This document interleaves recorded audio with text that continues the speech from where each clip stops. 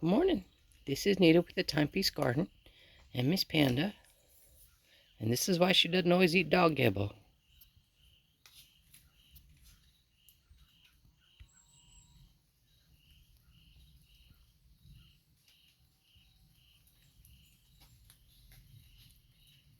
So it looks like a large vole, especially the way it's jumping.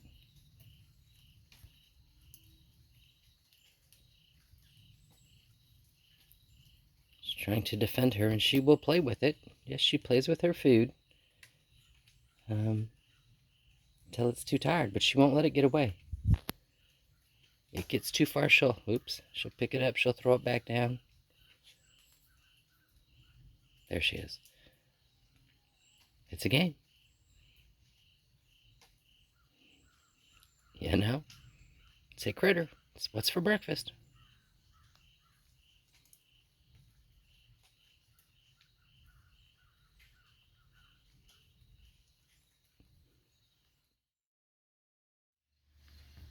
Afternoon. This is Nita and Miss Panda with the Timepiece Garden. Yes, she's already looking for critters. Wagging her tail because he likes to hang out here. Why? Because this is where all the hickory nuts fall. So, there's always a critter out here. Having said that, today is my last warm day before the freeze. And evening temperatures, we're going to have threes for 3 nights now. Words are awesome. But we had that little bit of rain day before yesterday. This fairy stump, kind of right there where the blade is, that's the old Drider saddle mushroom that I left so it would spore so I could have saddle mushrooms again next year. Yeah, it rained 2 days ago. I didn't have to wait a year. So you know what I'm doing today? I'm gonna harvest these right now. Why? What are we doing today? All kinds of things. Tonight we're going into that freeze. All the peppers have to come out of the garden. All the tomatoes have to come out. Tomatoes won't take a freeze. They'll take a light frost with plastic. They won't take a freeze. So if I don't harvest them, they're all gonna die. I gotta get the watermelon out of the garden. There are several things that I have to get out of the garden.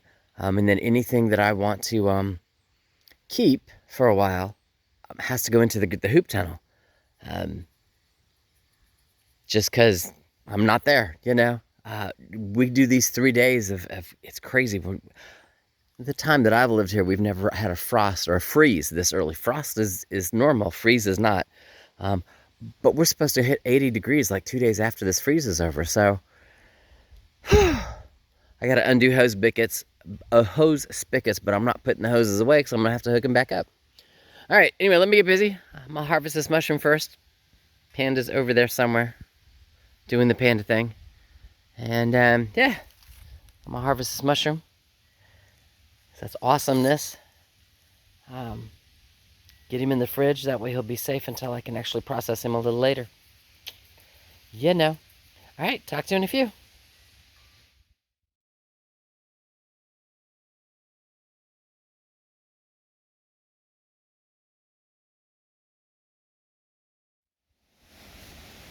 Alrighty, it is 12:20. It's 49 degrees. It is just a tad bit cold. Whew, having said that, I got my Gorilla Cart here. I got some boxes, canning boxes, etc.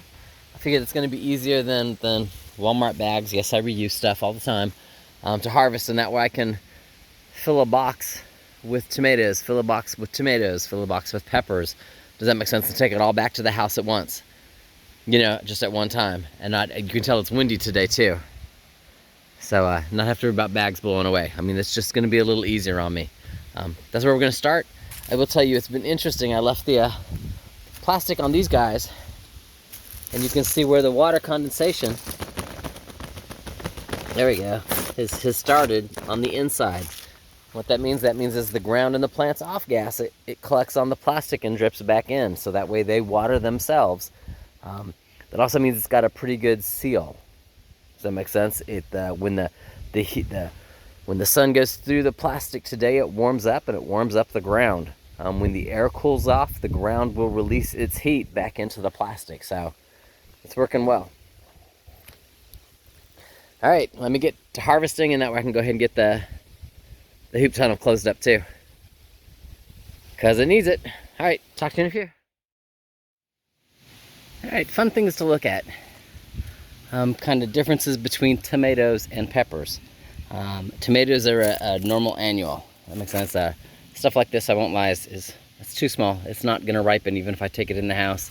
There's another one. It's not done developing. Having said that, if you look at what's left of the vines, you know, yeah, there's some baby tomatoes, but there's no flowers. Does that make sense? I've had enough little cool snaps. Tomatoes are okay and will produce at 40-ish degrees. You start hitting evenings that are, you know, at 40, maybe dip to 39. They will stop producing flowers, and they will send out a chemical response to the fruit and tell it to start to ripen, you know, because that's how the plant procreates. So having said that, here's my box of tomatoes. Yes, I have a lot of them. See, a bug got that one. Anyway, it's my box of tomatoes. It's not exactly full, but it's, I don't know what it's arm's length, finger to end, finger to elbow-ish, full of tomatoes. Now I don't have enough windowsill for these, so I'm going to set them on a shelf and put my grow lights on them. That way they will continue to ripen. Does that make sense? Because I'm quite sure, being that the tomatoes have no flowers, they've already been told to ripen. That we're no longer going to produce fruit, y'all have to ripen so we can get seeds and produce more tomatoes. Having said that, peppers. Peppers like a hot climate. Of course, I'm standing on the wrong side. I still have blooms. I mean, I'm still producing baby peppers. You can tell that one just finished blooming. There you go. I still have blooms. They don't get the same chemical, you know, time to shut off like tomatoes do. Peppers are actually a bush in southern climates and will live year round. Does that make sense? Doesn't one of them bloom? And they will just, here's another bloom. They will just, and again, southern climates, they will just continue to produce. Now here I'm too cold. They will never produce. There's another bloom. Isn't that pretty? This is all gonna die in the next 3 days, where 2 of them are guaranteed freeze. Third day might be a freeze because I'm not in town, so the town temperatures, a lot of times I'm colder. It'll kill it. It'll kill all of this outside here. Had I leave the fruit on it, it would bruise the fruit to the point that it would be unedible. There's my peppers. Now that's just a pint box for jars. So just so you got the size. So quite a few peppers, a couple green beans I found. Having said all of that, I'm not picking the pepper that's on my pepper plants here in the hoop tunnel. Because again, this becomes part of that experiment. I've got a pepper right there, you know, and there's a couple of babies right here. I'm not picking them. I've even got blooms over on this side. The whole goal is to see if the pepper plants will survive in the hoop tunnel. I mean, I know I can grow my lettuces and my orchas and my spinach in here, and carrots and radishes and turnips. That makes sense because I've done it before. I've grown all of that stuff in here. The goal is to see if I can winter the peppers in here. So I'm going to go take the fruit to the house, the peppers and the tomatoes, and then I'm going to come back and literally close the hoop tunnel up. You can see where the sun is starting to hit it, kind of dappled shade. It's not quite in full sun yet. You can see the shadows there, almost in full sun. I want to have this closed up by the time the sun hits this full sun. So, you know, it's 49 degrees outside when I started. You can round that up to 50. If I get this closed up, it'll be 70 degrees in here before the sun goes down. And that's the goal.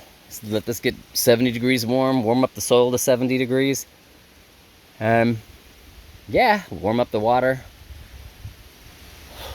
I don't know. Anyway, we'll talk a little bit more about this because I'm gonna try something new on the north side wall back there too. So talk to you in a few. All right, supervisor here is checking it out.